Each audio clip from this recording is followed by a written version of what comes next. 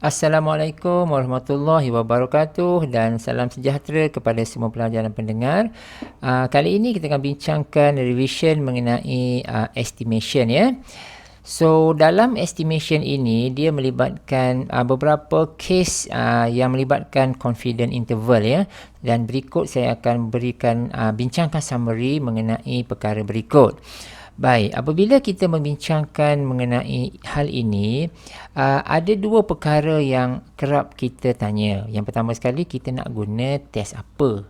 Ya, test apa tu dia akan merujuk kepada nak pakai Z-test ke ataupun nak pakai T-test.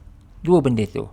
Okey. So jadi untuk menjawab persoalan itu, kita kena melihat satu intipati penting di dalam topik ini, iaitu nampak tak yang ini, saya akan bagi dua table ya. Ini table pertama, satu lagi table yang satu lagi ya. Baik, untuk table yang pertama ini, kita lihat yang paling atas ini. Ini apa sebenarnya? Ini adalah sigma is known. Sigma tu apa? Sigma tu adalah standard deviation for the population. Okey, standard deviation for the population. Maksud dia, dari soalan kita diberi sigma ini. Maka kalau kita diberi sigma, kita akan menggunakan Z-test. Boleh? Untuk kes 1 dan kes 2 lah. Dia ada 3 kes, tapi kes 3 ini dia menggunakan non-parametric method. So ini tak payah kita lihat dulu. Kita ada 2 kes kat sini. Ya. Syarat pertama adalah jika sigma ini diberi, maka kita guna Z-test. Boleh? Baik. Ini yang pertama. Yang kedua, sekejap. Nanti kita bincang balik. Yang kedua, nampak kat sini, sigma is not known. Maksud dia, standard deviation for the population tidak diberi. Yang diberi adalah standard deviation for the sample. Boleh dapat tak? Okey, ada dua benda yang berbeza. Satu, population standard deviation for the population diberi. Itu pakai Z-test. Yang ini pula standard deviation for the population tak diberi, tetapi yang diberi sebenarnya adalah standard deviation for the sample. Dalam kes ini baru kita menggunakan T-test. Boleh? Okey, so macam biasa ada 3 kes, dan kes ketiga ni jangan kita pertimbangkan, kita ada 2 kes ini sahaja. Ya. So sekarang ni kita lihat satu persatu. Dekat sini kita start dengan Z-test. Dalam Z-test kita lihat ya. Ini kes 1, kes 2. Ini adalah katakan n less than 30, ini n greater n equal to 30. Ini tak kisahlah. Yang penting kedua-dua ini kita akan menggunakan Z-test. Jadi dalam Z-test kita ada 2 formula sahaja yang kerap kita lihat. Yang pertama adalah yang ini ya, yang saya gerakkan mouse ini. Mu lies in between belah kiri dan belah kanan. Dan EZ ini apa? EZ ni adalah margin of error ya. Margin of error. So margin of error ditulis sebagai Z alpha per 2 darabkan dengan sigma over square root of n. Seperti yang kamu nampak ni lah. Dan dekat bawah ni ada satu lagi kotak. Kotak ni kotak apa? Okey, sebenarnya macam ni. Kita kena kira kan Z alpha per 2 ni. Alpha per 2 ni dia akan memberikan kita satu nilai. Dia bergantung kepada soalan tu 90% ke 99% ke, dia punya confidence interval dia kan. So yang ini kita kena kira lah. Dan alpha ni apa? Alpha ni adalah significant level. So semua-semua ini kita akan kira dan akan memperoleh satu nilai. Dan berikut adalah beberapa nilai contoh yang kerap kita gunakan. So apabila kita kira alpha per 2 tu, contohnya lah ya, alpha per 2 tu sama dengan 0.05, maka Z 0.05 is equal to 1.645 ataupun 1.65. Tak kisahlah yang tu. Alright. So yang penting adalah kita kena kira dulu Z ini, nilai kecil ini, dan kita akan ambil nilai yang di sebelah kanan. Boleh? So ini adalah beberapa contoh, ada 5 contoh dan ada lagi saya tulis kat sini ada beberapa contoh, mungkin ada yang berlainan. Misalnya apa? Misalnya yang ini katakan. Nampak tak ni? 0.02 kan? So Z 0.02 sama dengan 2.05. Boleh? So kita akan gunakan yang ini. Ini adalah untuk Z test. Okey, untuk t-test pula saya dah terangkan ya. Bila kita pakai t-test, bila kita pakai z-test. So untuk t-test more or less formula dia adalah sama juga, kecuali this part. Iaitu now kita tak adalah z, kita ada t kan? Ada t. So t alpha per 2, v. V ni apa? V ni adalah n tolak 1. Ya, kalau n tu katakan 20, maka v tu adalah 20 tolak 1, iaitu 19. So yang ini apa? Ini S. S ni apa?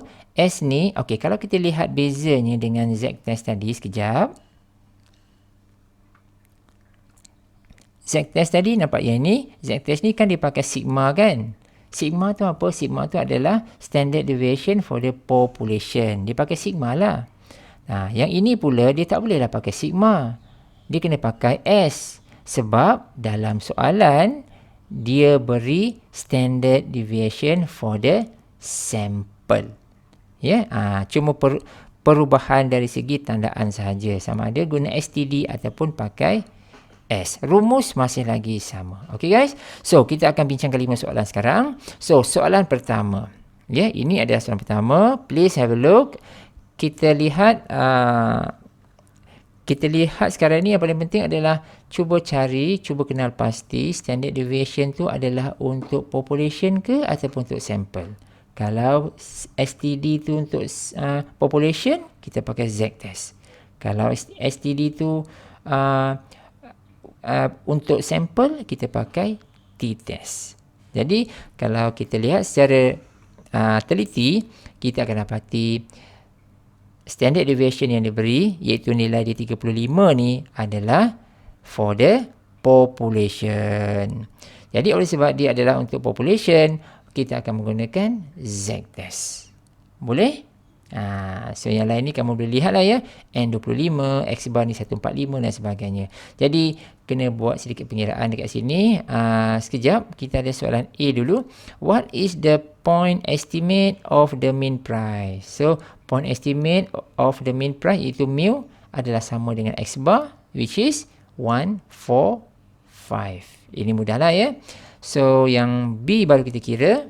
Dia kata construct a 90% confident interval. Okey, yang ni baru betul. So jadi dia dah beri 90%, maka kita kena buat sedikit pengiraan untuk mendapatkan alpha per 2 tu. Okey. So 1 tolak alpha sama dengan 0.9 dan alpha sama dengan 0.1. Maka kalau alpha per 2 0.1 per 2 jugalah, kita dapat 0.05. Maka Z kat sini, Z alpha per 2 adalah Z 0.05. Lihat jadual tadi tu, jadual ini ya, kejap. Jadual yang saya dah bagi tadi tu. Ini dia jadual dia ya. Lihat list kat sini kalau ada lah. Kalau tak ada, tengok kat bawah ni pula. So jadi kita dapat 1.645 ya, ataupun 1.65 lah. Tu kat sini kita isikan semua sekali. So yang ni nampak ya, Z 0.05 sama dengan 1.65. Darabkan dengan hasil dia lah 7 kat sini. Maka dia punya margin of error adalah 11.55. Ini satu part dah selesai. Dan second part, formula yang seterusnya, kita isi tempat kosong sahaja sebenarnya. Kita fill every result yang kita ada. So kita masukkan lah. Kita masukkan X bar dengan margin of error tu yang tadi tu. Kita masukkan, kita buat sedikit pengiraan dan kita akan dapat hasil seperti berikut. Boleh? Okey, inilah soalan nombor 1 dan kita pergi kepada soalan nombor 2. Soalan nombor 2, lihat apa beza dia? Beza dia hanya pada confident interval sahaja. Betul? Sebab kalau kita baca soalan ni baik-baik, sebenarnya soalan ini dia telah memberikan kita standard deviation for the population. Ya, kita tahu sebenarnya sigma tu, dan nilai dia adalah 2.2. So bila kita tahu sigma, maka kita tahu kita akan menggunakan z-test. Ya, akan menggunakan z-test, EZ lah, ya, akan pakai EZ. Jadi kita berikut adalah beberapa pengiraan lah, ya, beberapa pengiraan yang kamu boleh lihat tentang maklumat ni yang berkaitan dengan maklumat yang diberikan. Dia bagi kita 99% kan, 99% confident interval, maka kita kena buat sikit pengiraan. Alpha per 2 dia adalah 0.05. Lepas tu kita buat dululah, ya. Kita buat dulu mana-mana pengiraan yang sepatutnya based on information yang diberi ini. Then baru kita menggunakan rumus yang kita tahu, iaitu rumus yang pertama iaitu EZ, yang kedua adalah yang ini. Okay, so we just fill everything. Kita kirakan semua sekali, dapatkan nilai. Nampak ya kat sini, Z 0.005, saya tulis 2.58, mana dapat? Daripada jadual yang kat atas tadi tu. Boleh? So, and this part, we're gonna get 0.28.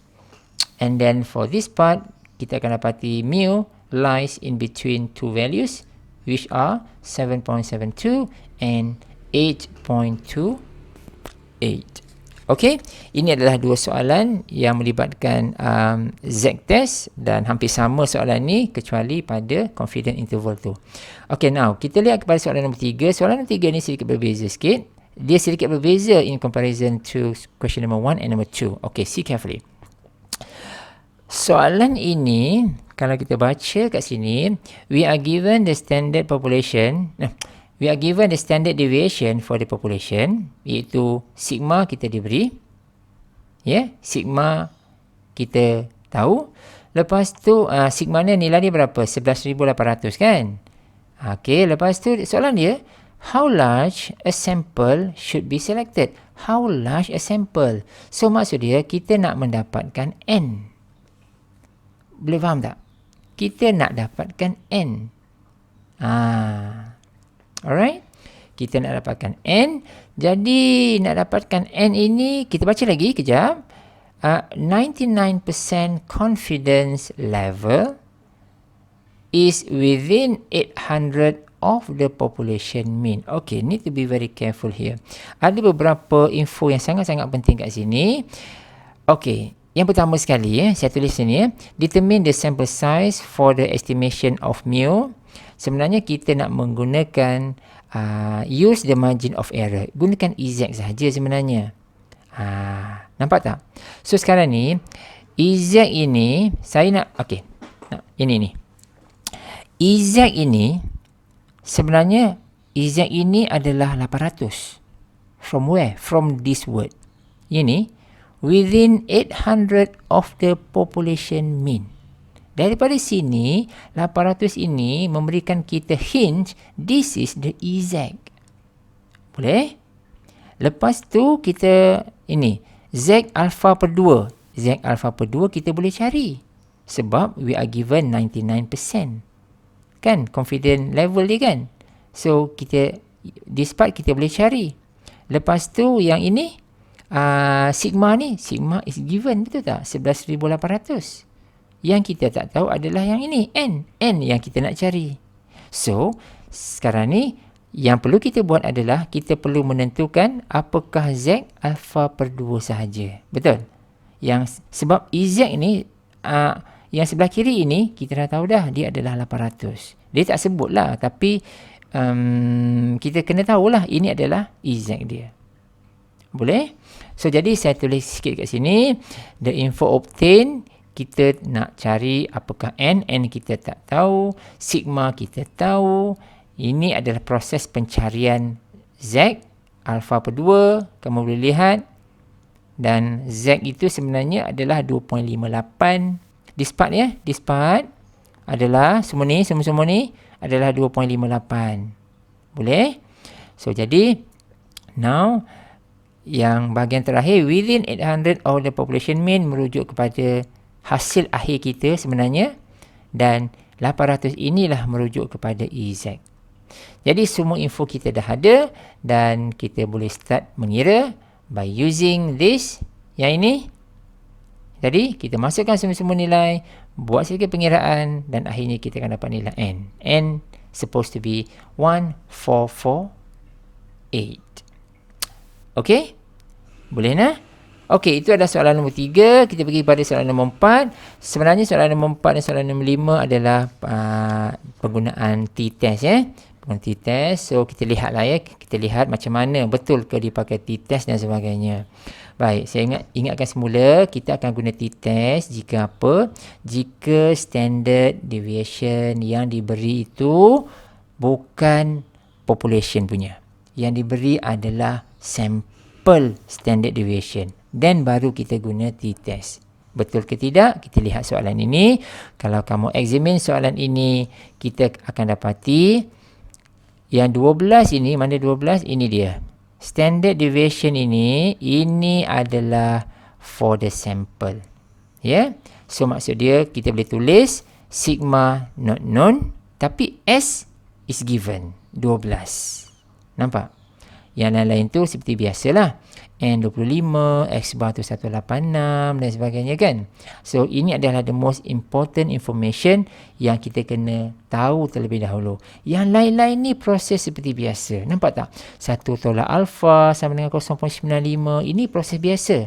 Mana datang ni? Datang daripada sini. 95% confident interval semua kan. Ini pinggiran macam biasa. So jadi yang bawah ni pun rumus macam biasa juga. Kan? Rumus biasa. Cuma dia bukan Z. Oleh sebab dia bukan Z test, dia T test, kena tengok jadual jadual T lah. Kena tengok jadual T Jadi ingat ni dekat sini V ni apa? V ni adalah N tolak 1 kan? So N kita 25, maka N tolak 1 adalah 24. Okey? So jadi kita lihat kat sini, saya tulis kat sini nilai t-test dia adalah 2.064. So sila pastikan kita dapat semak semula table T ya, jadual t-test tu, pastikan cek 0.025, cek 24 ni dan pastikan dapat nilai ni ya. Dan apabila kita darabkan dia, kita akan dapat 4.95. Ini untuk margin of error untuk t-test. Dan seterusnya kita pakai rumus ini. Kita masukkan je lah nilai apa yang ada tu. Kan 186 memang dah diberi. 4.95 kita baru dapat tadi. Masukkan semua dan ini adalah jawapan dia. Boleh? Okey, itu satu. Dan soalan yang kedua, yang terakhir soalan 5 sama macam soalan nombor 4. Bezanya dekat mana? Beza dia dekat confident interval. Ini soalan 4. Soalan 5 adalah seperti berikut. Ya, seperti berikut. Soalan nombor 5 ini tetap menggunakan t-test. Sebab apa pakai t-test? Sebab standard deviation yang diberi adalah untuk sampel. Sebab itu kita guna t-test. Okey? Boleh? So, berikut adalah summary dia. Kamu boleh lihat. S300. Bukannya sigma 300. S300. Dan kita dapat N64. X bar 1450. Berikut adalah pengiraan bagi 99% tadi tu. Kan? Dan kita akan cuba dapatkan semua nilai yang lain. Dan kita akan buat sedikit pengiraan bagi margin of error. Ya. Dan lihat kat sini. Kita dapat 0.00563. Lihat jadual T seperti biasa. Dan kita akan dapati nilai pada jadual itu, di dalam jadual itu adalah 2.656. Darabkan kedua-dua nombor ini dan kita dapat 99.6. Habis this part, kita sambung kepada formula kat sini. Ya, dan buat sedikit pengiraan and finally kita akan obtain the mu is lies in between two numbers which are 1350.4 and 1549.6. Okay guys, so saya rasa sampai sini dulu kita punya teaching video saya kali ini. Hope you enjoy the video. See you in the next video. Thanks for watching.